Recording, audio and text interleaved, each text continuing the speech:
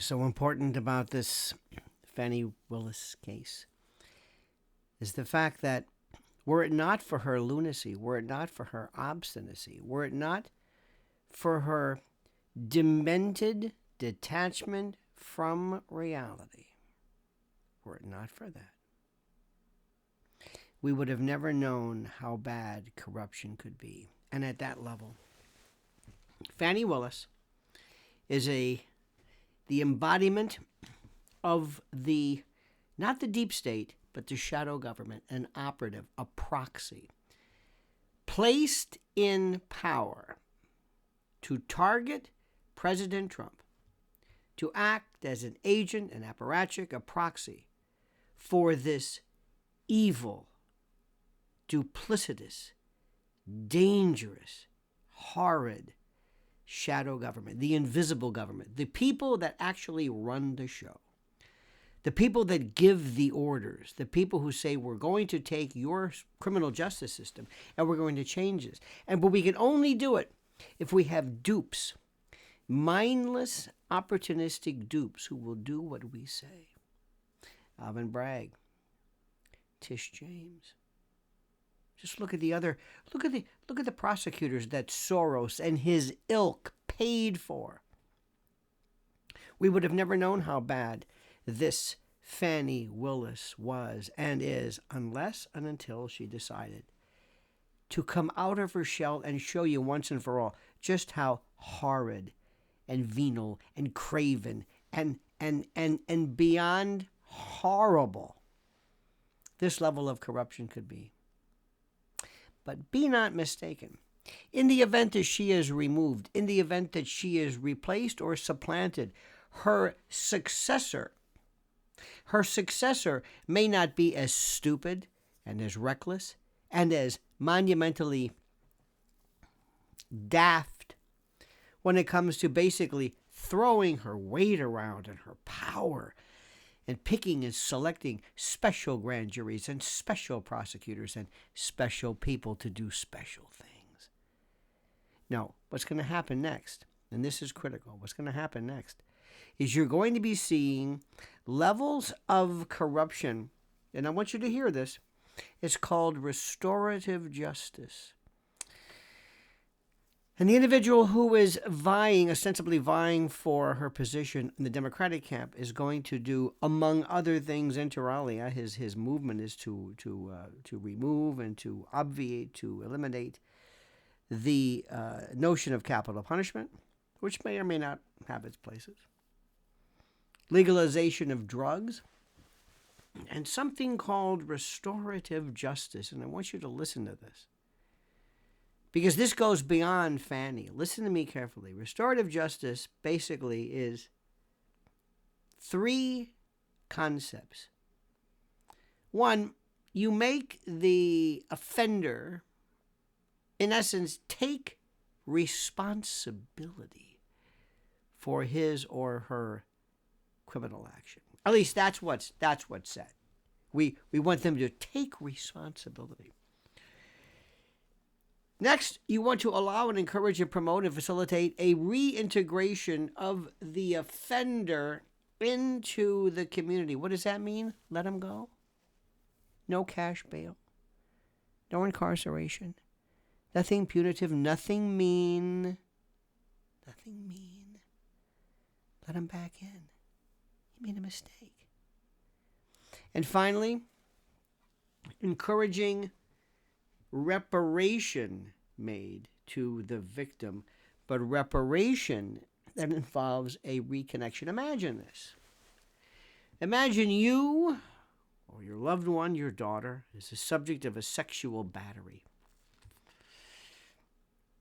In that case, clear-cut, obvious. Let's say there's an admission, witnesses, DNA, whatever you want to call it. Goes before a prosecutor, a la a Fanny Willis, a la an Alvin Bragg.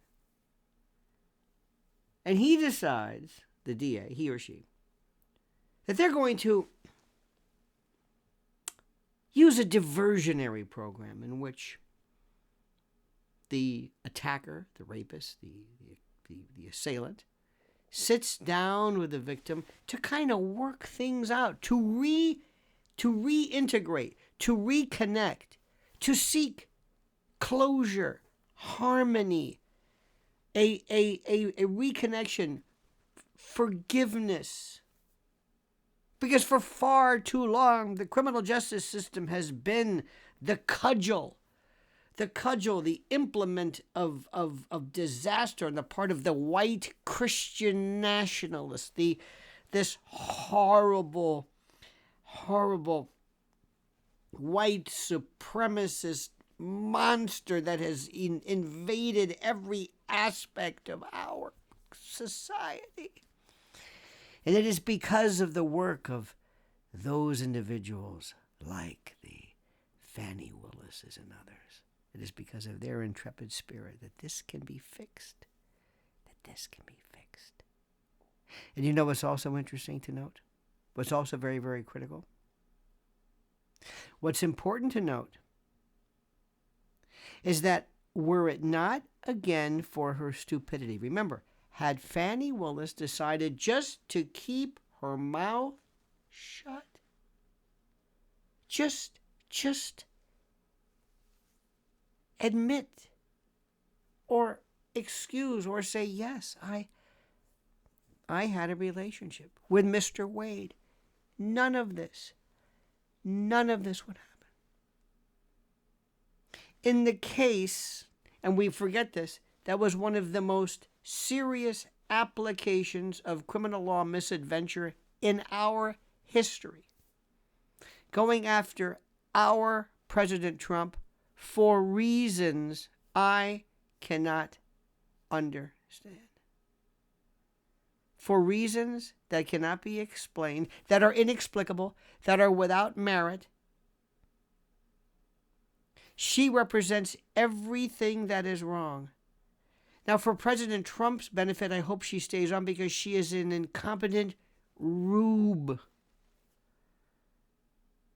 This horrid, rancid, intellectually suspect, juridically fetid contamination, this walking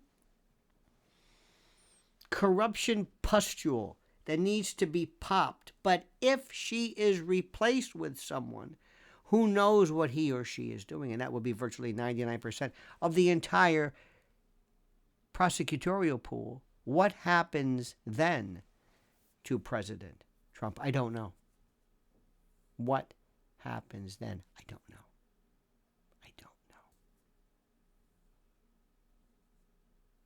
My friend, it's fun to talk about her sexual and romantic misadventures. It is. It's fun. It's tawdry. It's cheap. It's gossipy. It's kind of, trips and, garage door lovers and paying in cash and all of these characters. Terrence Bradley. It's fun. I've been through this a million times with you.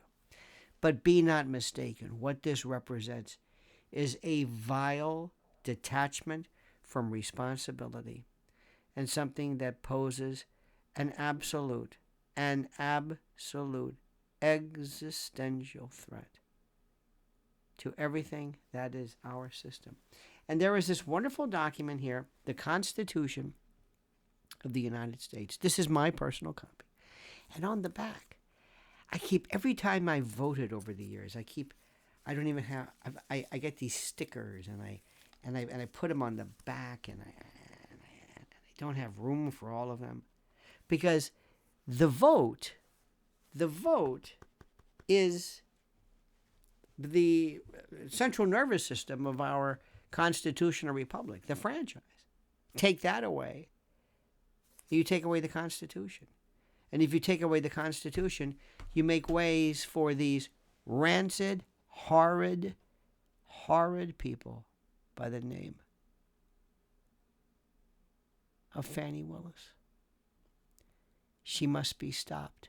She must be ground into pumice. She must be just taught a lesson and made an example of. Ladies and gentlemen, thank you for your time. Please subscribe to the channel. Please. Please hit that little bell so you're notified of live streams and new videos. And I ask you right now, I beg, beseech, implore, and importune you, dear friend, to comment as you see fit.